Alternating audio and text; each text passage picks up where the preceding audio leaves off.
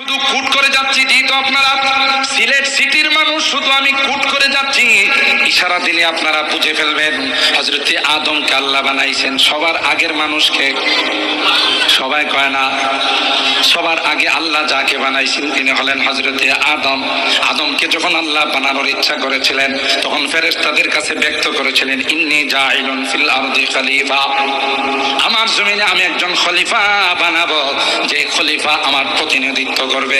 ফেরেশতারা তখন ভেটো দিয়েছিল, আতাজালু ফিহা মান ইউফসিদু ফিহা ওয়া ইয়াসফিকুদ দিমা, আল্লাহ এমন জাতি বানাবেন যে এই জাতি কেউ আওয়ামী লীগ করবে, কেউ বিএনপি করবে, কেউ জাতীয় পার্টি করবে, কেউ জামাত করবে, রাজনৈতিক ভাবে এদের মধ্যে মারামারি হবে।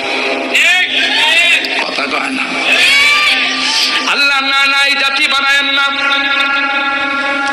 এরা তো পৃথিবীর মধ্যে গিয়ে মারামারি করবে, কাটাকাটি করবে, হানাহানি করবে, রক্তপাত করবে। নাহনু নুসাব্বিহু বিহামদিকা ওয়া নুকাদ্দিসু লাক, আমরাই তো আপনার পবিত্রতা বর্ণনা করার জন্য যথেষ্ট। সুবহানাল্লাহ বলে।